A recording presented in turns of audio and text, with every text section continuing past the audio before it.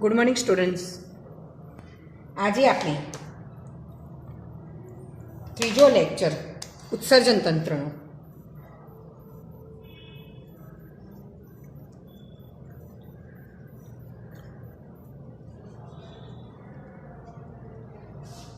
એમાં આપણે માનવ ઉત્સર્જન તંત્ર ભણીશું. માનવમાં જોવા મળતું ઉત્સર્જન તંત્ર. આગળ મેં તમને માનવ ઉત્સર્જન તંત્રની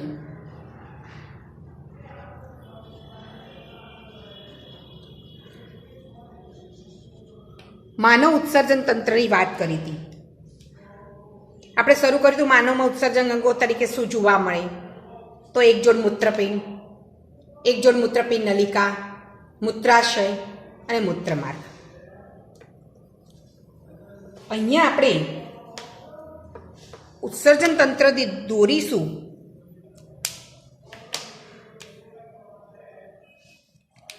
એમાં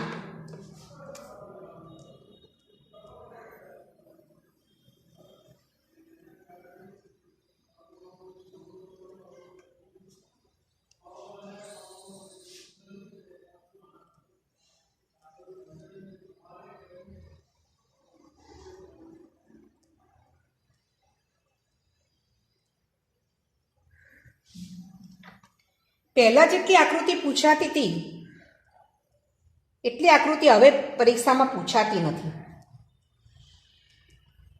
પહેલા તો એવું લાગતું હતું દેડકાની જ્યારે હતી ત્યારે કે જાણે ડ્રોઈંગની એક્ઝામ આપતા હોય છોકરા.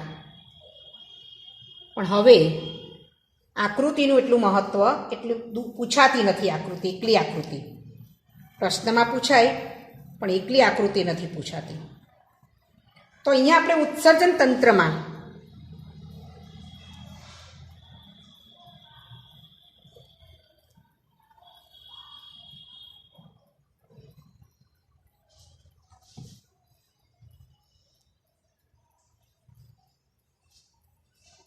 આ જે ભાગ આવ્યો એ નાભીનો કહેવાય.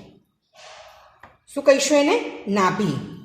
અને એની અંદર જે ભાગ જોવા મળે છે એ દેખાશે મૂત્રપિંડ નિવાપનો અહીંયા કોટર જેવો ભાગ. અહીંયા હું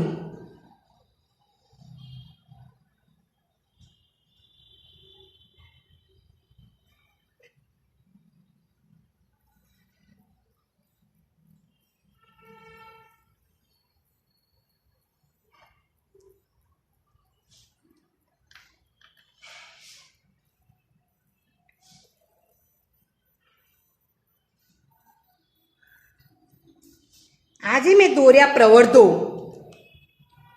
કેલાઇસિસની રચના એની ઉપર તમે જોશો. મજ્જક પિરામિડ.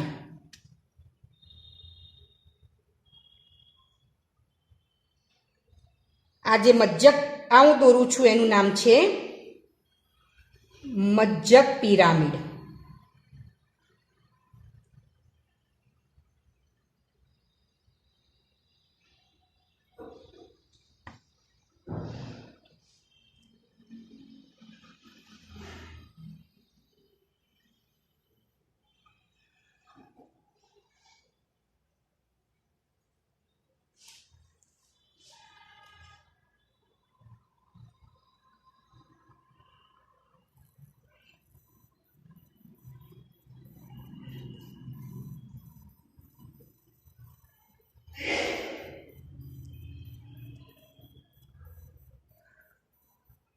હું દોરું છું એ મજ્જક પિરામિડ છે.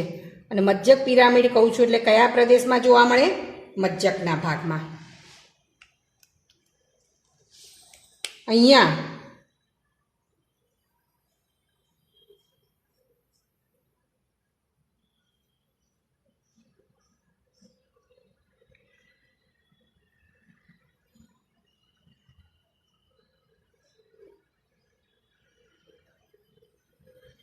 આવા ઘણા બધા મજ્જક પિરામિડ હોય. જ્યારે આપણે હમણાં વર્ણનમાં લઈશું ત્યારે સંખ્યાને બધું કહીશું. આવા ઘણા બધા મજ્જક પિરામિડ હોય.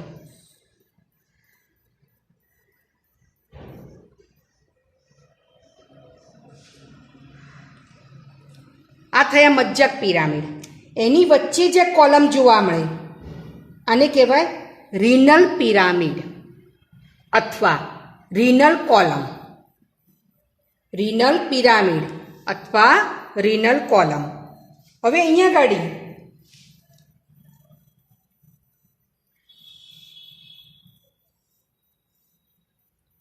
અંદર જે પ્રવેશથી હું અહીં બતાવું છું, આને કહેવાય ધમની, જે મૂત્રપિંડમાં અંદર પ્રવેશે છે. આજે મેં દોરી આખી એ મૂત્રપિંડમાં અંદર પ્રવેશતી શું દોરી મેં? ધમની. આ ધમનીની વાત કરી. જ્યારે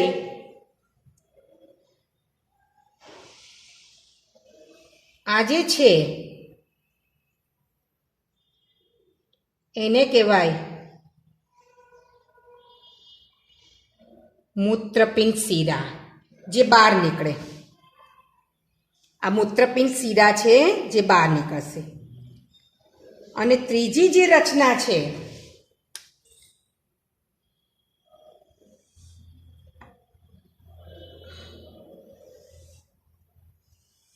આ જે બહાર નીકળી રચના એને કહેવાય મૂત્રવાહિની. અને શું કહીશું? મૂત્રવાહિની.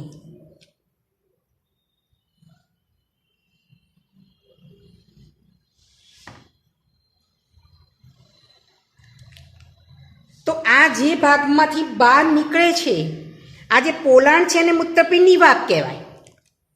આ જે ભાગ, જે આ ભાગ દેખાય છે મૂત્રપિંડની વાપ કહેવાય. પણ આ નાભીની અંદરથી બહાર નીકળે છે અથવા અંદર પ્રવેશે છે. હું તમને ચલાવીશ કે નાભી મૂત્રપિંડનો ઊભો છેદમાં અંદરની બાજુએ, એટલે કે જે અંતર્ગોળ સપાટી છે એમાં જોવા મળતું મોટું છિદ્ર, જેને આપણે નાભી કહીશું. શું કહીશું? નાભી. જરા હું લેબલિંગ થોડું કરી દઉં એટલે તમને વધારે ખ્યાલ આવે.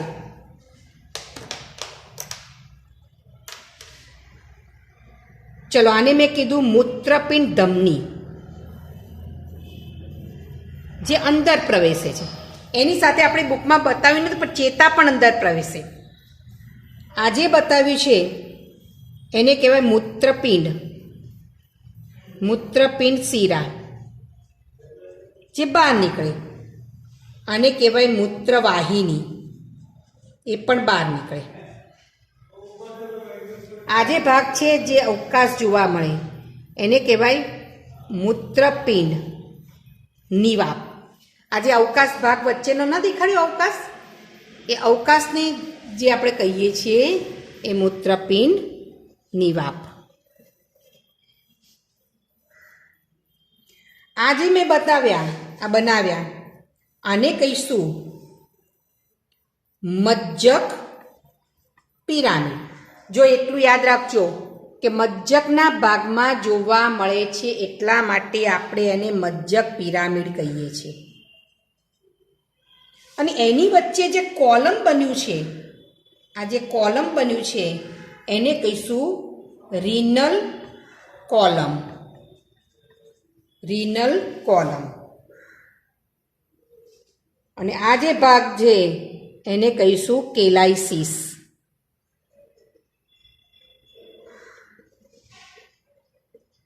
શું કહીશું?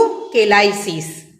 આ જે ભાગ થયો એ બાહ્યકનો ભાગ થયો. કયો ભાગ થયો? બાહ્યક.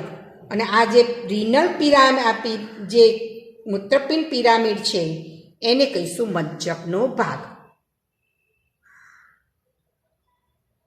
તો આ જે વાત કરી, આ તમને ફરતે 2 લેયર દેખાય છે. મેં તમને આગળ કહ્યું હતું ને, કોઈ પણ જે અંગો છે, નાજુક અંગો, એની ફરતે કેટલા આવરણ જોવા મળે? 2 આવરણ જોવા મળે. તો આ જે છે બાહ્ય આવરણ. બાહ્ય આવરણ. કોની વાત કરી મેં? આ મૂત્રપિંડની અંતસ્થ રચનાની વાત કરી. મૂત્રપિંડની અંતસ્થ રચના. ફરી આપણે મૂત્રપિંડની વાત કરીએ. તો પહેલા તો માનવ ઉત્સર્જન તંત્રમાં ઉત્સર્જન અંગો તરીકે એક જોડ મૂત્રપિંડ, એક જોડ મૂત્રપિંડ નલિકા, મૂત્રાશય અને મૂત્રમાર્ગ જોવા મળે. તમને મેં સ્થાન કહ્યું તું યાદ છે ને? કઈ કશેરુકા? ઉરસીય કશેરુકામાં છેલ્લી ઉરસી કશેરુકા જે 12મા નંબરની છે. અને કટી કશેરુકા કેટલી જોવા મળે? 5. એમાંની પહેલી 3 કશેરુકા અને છેલ્લી ઉરસીય કશેરુકા એના સમતલમાં પૃષ્ઠ બાજુ, આ કશેરુકા પૃષ્ઠ બાજુ, એની અંદરની બાજુ, પૃષ્ઠ બાજુમાં અંદરની સપાટી તરફ મૂત્રપિંડ જોવા મળે છે. કઈ ગુહામાં? ઉદરીય ગુહામાં. કઈ ગુહામાં છે મૂત્રપિંડ આવેલું? એ ગુહાનું નામ શું? ઉદરીય. તમને મેં કહ્યું હતું કે જે ઘુમ્મટ આકારનું ઉરોદર પટલ છે એની ઉપર ઉરસનો ભાગ જોવા મળે, શ્વસન તંત્રમાં જોઈ ગયા, અને એની નીચેનો ભાગ છે ને ઉદર કહેવાય. તો કઈ ગુહામાં જોવા મળે મૂત્રપિંડ? ઉદરીય ગુહામાં. રંગ કેવો જોવા મળે? લાલાશ પડતો કથ્થઈ રંગનો. આકાર કેવો જોવા મળે? દોર્યો છે વાલના બીજ આકારનો. લંબાઈ કેટલી જોવા મળે? 10 થી 12 સેન્ટીમીટર. કેટલી લંબાઈ જોઈશું? 10 થી 12 સેન્ટીમીટર. પહોળાઈ કેટલી જોવા મળે? 5 થી 7 સેન્ટીમીટર. પહોળું કેટલું જોવા મળે? 5 થી 7 સેન્ટીમીટર. જાડાઈ કેટલી જોવા મળે? 2 થી 3 સેન્ટીમીટર. કેટલું વજન જોવા મળે છે? વજન બોલો તો કેટલું જોવા મળે? તો 120 થી 180 ગ્રામ. 120 થી 180 ગ્રામ જેટલું વજન જોવા મળે. બહારની સપાટી કેવી હોય? બહિર્ગોળ. અંદરની સપાટી કેવી હોય? અંતર્ગોળ. બહારની સપાટી બહિર્ગોળ, અંદરની સપાટી અંતર્ગોળ. બે મૂત્રપિંડની આકૃતિ જુઓ તો બંને એક સમતલમાં હોય? તો ના. જમણું મૂત્રપિંડ થોડું નીચે હોય, ડાબું મૂત્રપિંડ થોડું ઉપર હોય. શા માટે જમણું મૂત્રપિંડ થોડું નીચે ગોઠવાયેલું છે? તો તેની ઉપર જે ઉરસીય ગુહા છે એમાં યકૃત આવેલું હોય એટલા માટે, ગોઠવાયેલું હોય એટલા માટે. ચલો મૂત્રપિંડની અંતઃસ્ત્રાવના ઉપર જઈએ. નાભી. પહેલો શબ્દ યાદ રાખજો. હું જે શબ્દ તમને કહું, જે શબ્દ લખું એને સમજાવો એટલે આની રચના પૂરી. પહેલું નાભી. મૂત્રપિંડનો ઊભો છેદ, આ ઊભો છેદ છે. મૂત્રપિંડનો ઊભો છેદ જોતા અંદરની અંતર્ગો સપાટી પર જે મોટું છિદ્ર જોવા મળે છે તેને નાભી કહે છે. મૂત્રપિંડનો ઊભો છેદ જોતા અંદરની સપાટી પર જે મોટું છિદ્ર જોવા મળે છે તેને નાભી કહે છે. શું કાર્ય કે નાભી, શું કામ નાભી જેવી રચના જોવા મળે છે?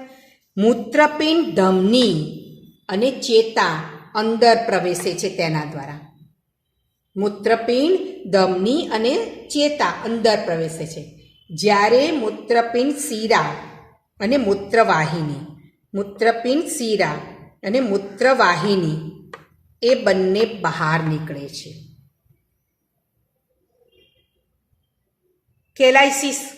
મૂત્રપિંડ નિવાપમાં જોવા મળતા જે પ્રવર્ધો છે, મૂત્રપિંડ નિવાપમાં અંદરની, નાભીની અંદરની તરફ જે પહોળો ભાગ હોય, પહેલા મૂત્રપિંડ નિવાપ લઈએ પછી કેલાઇસિસ. નાભી, આ નાભી છે, અંદરની તરફ આ જે પહોળો ભાગ છે, આ પોલાણ દેખાય, એ પહોળો ભાગ છે નિવાપ આકારનો ભાગ, ગરણી આકારનો ભાગ. આ રીતનો હોય ને શેપ, અહીંથી આમ પહોળો, નીચેથી સાંકડો ને ઉપરથી પહોળો, આ નીચે સાંકડો ને ઉપરથી પહોળો થાય, અને નિવાપ કહેવાય, ગરણી આકારનો.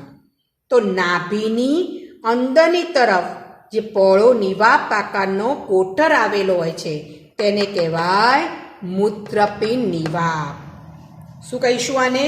મૂત્રપિંડ નિવાપ. આજે આ આખો કોટર જેવો ભાગ છે તેને કહીશું મૂત્રપિંડ નિવાપ. કેલાઇસિસ. આ મૂત્રપિંડ નિવાપમાં જે પ્રવર્ધો નીકળે, આ મૂત્રપિંડ નિવાપ છે ને એમાંથી આ આપણે દોર્યા એ બધા પ્રવર્ધો. મૂત્રપિંડ નિવાપમાંથી નીકળતા પ્રવર્ધોને કેલાઇસિસ તરીકે ઓળખવામાં આવે છે. મૂત્રપિંડનું આ જે બાહ્ય સ્તર છે ને એ સખત જોવા મળે. અને પુટકીય એટલે થોડી થોડી ફૂલેરી રચના જોવા મળે, ઉપસેલી રચના જોવા મળે, પુટકીય રચના જોવા મળે. મૂત્રપિંડનો જે અંદરનો ભાગ છે એને આપણે બે ભાગમાં ડિવાઈડ કરીશું. મેં તમને કીધું આખો ભાગ છે બાહ્યક અને આ ભાગ છે મજ્જક. કેટલા ભાગમાં ડિવાઈડ કરીશું મૂત્રપિંડના અંતસ્રચનાને? બે ભાગમાં. આ બહારની બાજુનો જે ભાગ છે એને કહીશું બાહ્યક, અંદરની બાજુનો જે ભાગ છે એને કહીશું મજ્જક. બાહ્યકની વાત કરીએ તો તે બહારની તરફ આવેલો ઘેરા લાલ રંગનો વિસ્તાર છે. તે બહારની તરફ આવેલો કેવા રંગનો? ઘેરા લાલ રંગનો વિસ્તાર છે, જેમાં મૂત્રપિંડ નલિકા, જે આપણો ઉત્સર્ગ એકમ છે, આગળ ભણીશું, મૂત્રપિંડ નલિકા એમાં આવેલી જોવા મળે. મૂત્રપિંડ નલિકાનો અમુક ભાગ એમાં જોવા મળે, જ્યાં મૂત્રનું નિર્માણ થાય છે. આ જ બાહ્યક, આ જે રીનલ પિરામિડ છે, મજ્જક પિરામિડ અથવા તો મજ્જક પિરામિડ તરીકે ઓળખો. મજ્જક પિરામિડની વચ્ચે આ જે આખો બાહ્યક છે એ આવો કોલમ તરીકે વિસ્તરેલો હોય, જેને આપણે શું કીધું? રીનલ કોલમ. તો મજ્જક પિરામિડની વચ્ચે આવેલો જે બાહ્યકનો ભાગ છે, મજ્જક પિરામિડની વચ્ચે આવેલો જે બાહ્યકનો ભાગ છે એને કહીશું રીનલ કોલમ.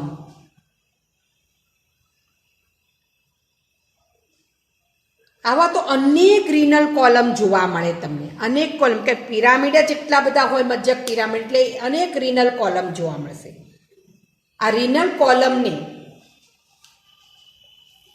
બર્ટીનીના સ્તંભો તરીકે પણ ઓળખવામાં આવે. કોલમ ઓફ બર્ટીની. શું કહીશું? Columns of બર્ટીની. બર્ટીનીના સ્તંભો અથવા કોલમ્સ ઓફ બર્ટીની તરીકે ઓળખવામાં આવે છે. કેવો છે બાહ્યકનો ભાગ? ઘેરા લાલ રંગનો. શું આવેલું હોય એમાં? મૂત્રપિંડ નલિકાના ભાગો. શું કાર્ય કરશે? મૂત્ર નિર્માણની ક્રિયા.